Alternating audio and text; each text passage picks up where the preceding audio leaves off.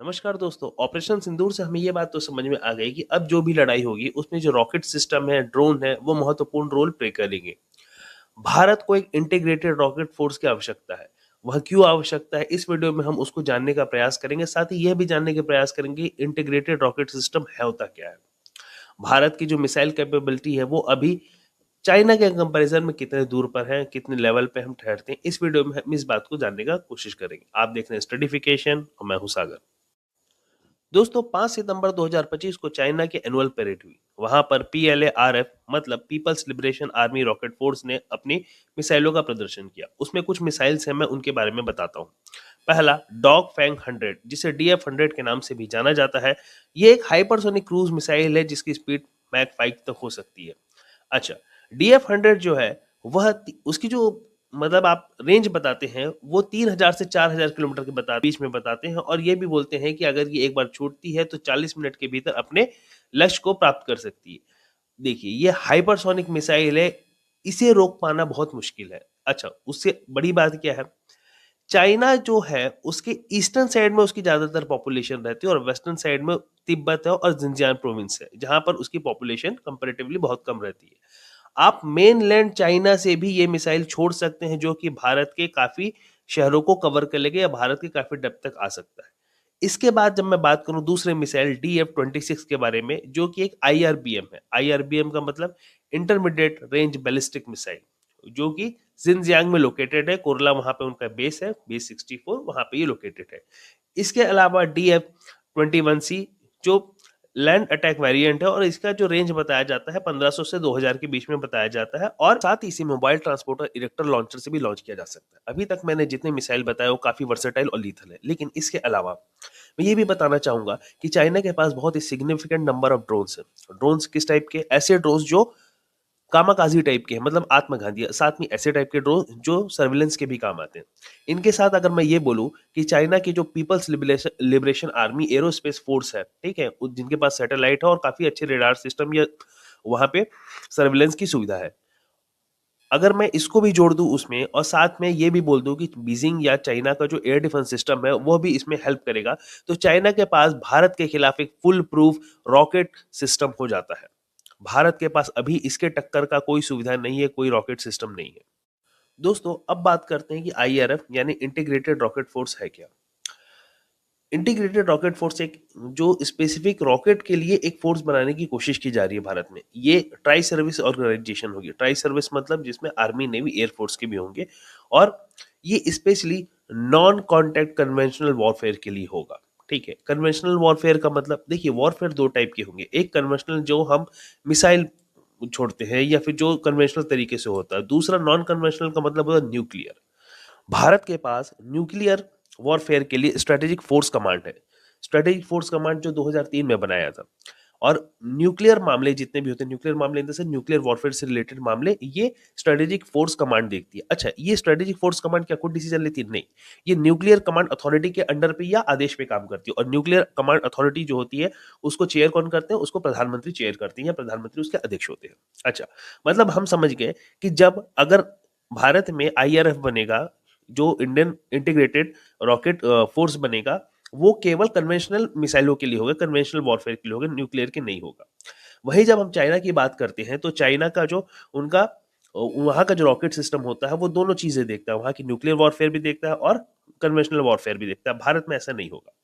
भारत में IRF पर सबसे पहली जो बात कही गई थी वो हमारे फॉर्मर CDS साहब जनरल बिपिन रावत जी ने की थी। ठीक है, और इसमें उन्होंने उसी समय बता दिया था कि ये ओनली कन्वेंशनल मिसाइल के लिए होगा, और हम इसमें शॉर्ट से मीडियम रेंज के बैलिस्टिक मिसाइल रखेंगे। जैसे हम प्रलय रख रहे हैं, प्रलय क्रूज मिसाइल जिसकी जो रेंज है केवल 150 से 200 किलोमीटर है। ठीक है, और आने वाले समय में हम इसमें ब्रह्मोस और पिनाका को भी ऐड करेंगे। इसके अलावा इंटीग्रेटेड रॉकेट फोर्स के कुछ और फायदे हैं। जैसे भारत का जो पूरा रॉकेट सिस्टम है, रॉकेट मिसाइल सिस्टम है, वो सेंट्रलाइज हो जाएगा, एक जगह आ जाएगा। तो हम सीमित संघर्षों में रैपिडली और सटीक हमला कर पाएंगे। हम कन्वेंशनल वॉरफेयर में, ठीक है, नॉन कॉन्टेक्ट स्ट्राइक की क्षमता हमारी काफी बढ़ जाएगी। साथ ही चूंकि सारी एक्सपर्टीज एक जगह आ जाएगी तो उनका मेंटेनेंस और सारी चीज या जो भी उनका रख रखाव और तरीका है वह हमें अच्छे से पता चल पाएगा, जिसमें हमारे खर्चे जो होंगे वो कम होंगे। थोड़ी देर के लिए हम यह मानते हैं कि IRF बन चुका है।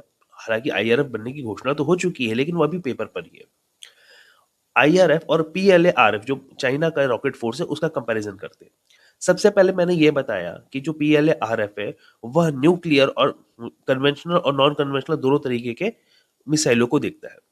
तो जब भी एक कमांड सेंटर के पास या एक मिसाइल सिस्टम के पास ये दोनों सुविधाएँ होती है, तो जो उनका जो दुश्मन रहेगा वो हमेशा इस दुविधा में रहेगा कि ये जो मिसाइल आ रही है, क्या ये न्यूक्लियर बम को कैरी कर रही है या फिर ये कन्वेंशनल वॉरफेयर को कैरी कर रही है? और इस प्रकार की दुविधा हमेशा चाइना को फ़ायदा देगी। दूसरा बात मैं ये बोलना चाहूँगा कि भारत के पास अभी उतने लॉन्ग रेंज की मिसाइल नहीं है। हमने प्रलय जैसे सिस्टम प्रलय मिसाइल तो है, लेकिन 150-200 किलोमीटर में आप लद्दाख से, अरुणाचल प्रदेश से अगर इसको शूट भी करते हैं, तो ये मेनलैंड चाइना पे नहीं जाएगा। चाइना की जो बहुत बड़ी आबादी बहुत बड़ी क्या मोर देन 90% आबादी जो है वो ईस्टर्न चाइना में रहती है। उसके सारे इकोनॉमिक सेंटर्स वहाँ पे, पावर सेंटर्स वहाँ पे। अगर मुझे हमें चाइना को कोई बड़ा घाव देना है, बड़ा आघात पहुँचाना है, तो हमें उसके ईस्टर्न साइड पे हमला करना या हमारी कम से कम क्षमता हो सके कि हम उसके ईस्टर्न साइड पे हमला कर सकें। भारत के पास अभी वो क्षमता नहीं है। आप में से कुछ लोग सोचेंगे कि अरे कैसे? भारत के पास तो अग्नि है। हाँ, बिल्कुल है। लेकिन जो अग्नि मिसाइल सिस्टम है वो स्ट्रैटेजिक फोर्स कमांड के अंतर्गत आता है। वो रॉकेट फोर्स के अंतर्गत नहीं आएँगे। ठीक है? तो भारत को और भी लॉन्ग रेंज के मिसाइल बनाने पड़ेंगे। जो कामत साहब हैं, कामत साहब कौन? तो डीआरडीओ के जो अध्यक्ष हैं, उन्होंने यह बोला है कि अभी भारत में 5 से 6 साल के भीतर या 7-8 साल के भीतर हम और हाइपरसोनिक लॉन्ग रेंज मिसाइल पर काम कर रहे हैं और उसको सर्विस में आते-आते 5 से 6 साल लग जाएगा। ये काफ़ी अच्छी बात है कि हम और इस सिस्टम पे बात कर रहे हैं, लेकिन सरकार को ये भी चाहिए कि वह अग्नि 6 या अग्नि सीरीज़ की जो भी मिसाइलें हैं, उनमें से कुछ मिसाइलों को ठीक है रॉकेट फोर्स में भी इंक्लूड करे। साथ ही मैं एक बात और बताना चाहूँगा कि हमारे प्यारे पड़ोसी देश पाकिस्तान ने भी अपनी रॉकेट फोर्स बना रखी है। हालाँकि पाकिस्तान के पास नो फर्स्ट यूज़ की कोई पॉलिसी नहीं है। हमने 1990 के दशक में नो फर्स्ट यूज़ की पॉलिसी को अपना लिया है। नो फर्स्ट यूज़ का मतलब भारत कभी भी किसी देश पर पहले न्यूक्लियर हमला नहीं करेगा। भारत न्यूक्लियर हमला तभी करेगा जब भारत पर न्यूक्लियर हमला होगा। इस केस में जब भारत और पाकिस्तान की आप तुलना करते हैं, तो पाकिस्तान भारत से कन्वेंशनल तरीकों में बहुत पीछे है, कन्वेंशनल वॉरफेयर में बहुत पीछे है। लेकिन उसके पास न्यूक्लियर डिटरेंस है। वो भारत को इस बात की हमेशा धमकी देता है कि जब भी हम पे हमला होगा, वो किसी भी प्रकार का हमला होगा, हम न्यूक्लियर स्ट्राइक करेंगे। वहीं है जब हम भारत की तुलना चीन से करते हैं, तो भारत उस कंडीशन में चीन से कन्वेंशनल वॉरफेयर में भी पीछे है और न्यूक्लियर जो वॉरहेड है, वो भी चाइना के पास ज़्यादा है। साथ ही साथ भारत यह बोल के भी बैठा है कि हम पहले वॉर न्यूक्लियर में नहीं करेंगे। तो यहाँ पे हमें और आवश्यकता बढ़ जाती है कि भारत को अपनी जो कन्वेंशनल वॉरफेयर है वो बहुत आगे बढ़ानी पड़ेगी। अभी आप कंपेयर करेंगे तो हम चाइना से बहुत पीछे हैं। कई जो एक्सपर्ट मानते हैं कि हमारा 5:1 चल रहा है, अर्थात चाइना हमसे कन्वेंशनल वॉरफेयर में या एटलीस्ट रॉकेट सिस्टम में हमसे 5 गुना आगे हम एक हैं। हमें कम से कम इसे 5:3 में लाना पड़ेगा, तब जाके चाइना हमारे डिटरेंस को फेस करेगा या महसूस करेगा। दोस्तों, अब ये देखते हैं कि आईआरएफ को बनाने में क्या-क्या समस्याएँ आ सकती हैं। सबसे बड़ी समस्या आती है संसाधन विवाद, अर्थात कौन-सी मिसाइल दी जाए, कौन-सी मिसाइल नहीं दी जाए। जैसे मैंने बात किया कि अग्नि सीरीज़ की जो मिसाइलें हैं, अभी भी वो स्ट्रैटेजिक फोर्स कमांड के अंतर्गत आती हैं, आईआरएफ के अंतर्गत नहीं आएँगी। तो हमेशा यह सिस्टम, यह प्रॉब्लम रहेगा कि कौन-सी सर्विसेज़ या कौन-सी जो सेवाएँ हैं, वो आईआरएफ को दी जाएँ और कौन-सी नहीं दी जाएँ। देखिए, भारत के पास जो मिसाइल सिस्टम और एयर डिफेंस सिस्टम है, ज़्यादातर या तो वो आर्मी के पास है या एयर फोर्स के पास है और दोनों में से कोई भी यह अपनी जो फ़ायदा है वो उसको फ़ायदा या अपनी ताकत बोलना चाहिए, कम नहीं करना चाहता है, ठीक है? ना आर्मी चाहती है कि उनके हाथ से उनके मिसाइल सिस्टम जाए, ना एयर फोर्स चाहता है। दूसरा, रणनीतिक भ्रम, मिसाइल संरचना टकराव। जैसे क्या ये सिर्फ़ मिसाइल तक ही सीमित रहेगा कि हम इसमें रडार और जो एयर डिफेंस सिस्टम है उसको भी जोड़ेंगे या फिर हम जो हमारा जो स्पेस डिफेंस फोर्स है उसको भी इसमें इंटीग्रेट करेंगे। इस पर भी इसकी जो पॉलिटिकल स्ट्रक्चर या बोल सकती हैं एडमिनिस्ट्रेटिव स्ट्रक्चर है वो कैसा होगा उसको भी अभी सुलझाना बहुत बड़ा बात है। तीसरा, हमारे पास बजट की कमी है। चाइना चाइना एक ऐसा देश है जो यूएसए के बाद सबसे ज़्यादा पैसा अपने रक्षा में लगाता है। $300 बिलियन के आसपास का उसका रक्षा बजट होता है। भारत का 78-79 बिलियन, मोटा-मोटी $80 बिलियन होता है। हमें अपने बजट को बढ़ाना पड़ेगा। हमने ऑपरेशन सिंदूर के बाद देखा कि हमने एयर डिफेंस के लिए काफ़ी पैसा खर्चा किया। लगभग 30,000 करोड़ हमने एक्स्ट्रा उसमें क्विक रिस्पॉन्स जो हमारा सिस्टम है उसको बनाने के लिए, उसको खरीदने के लिए, उसको दुरुस्त करने के लिए हमने एलोकेट किया। भारत को ऐसा ही पैसा कुछ अपने आईआरएफ सिस्टम के लिए भी बनाना पड़ेगा। ये हमारी एक कमजोरी पड़ती है, हमें अपना रक्षा बजट बढ़ाना पड़ेगा। साथ ही हमें इसके कमांड सिस्टम का भी निर्माण करना पड़ेगा। हमें यह देखना पड़ेगा कि तीनों सर्विसेज में आपस में अच्छे से कोऑर्डिनेशन हो और एक स्वतंत्र सैद्धांतिक हो, प्रैग्मेटिक हो, कोई थ्योरेटिकल नहीं या आइडियल नहीं, जो प्रैग्मेटिक सिस्टम हो वह चले तीनों के बीच में।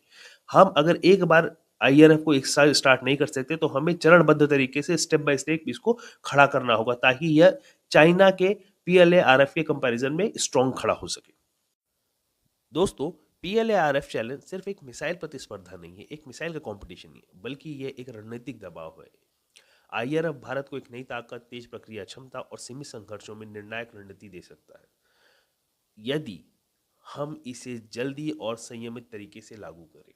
दोस्तों, आप बताइए भारत को क्या करना चाहिए? भारत को अग्नि सीरीज के और जो हाइपरसोनिक रेंज की मिसाइल्स हैं वो आईआरएफ में लगाने चाहिए, आईआरएफ सिस्टम को एलोकेट कर देना चाहिए, या फिर हमें नहीं, स्ट्रेटेजिक फोर्स कमांड जैसे ही रखना चाहिए। हमें ये समझना चाहिए कि भारत दक्षिण एशिया में एक बड़ा भाई जैसे कार्य करता है, तो यहाँ पर शांति व्यवस्था बनाए के रखने हमारी मतलब प्रमुख भूमिका है, क्योंकि पाकिस्तान से तो हमें वैसे भी कुछ उम्मीद नहीं है। अपने विचार कमेंट सेक्शन में ज़रूर बताएं।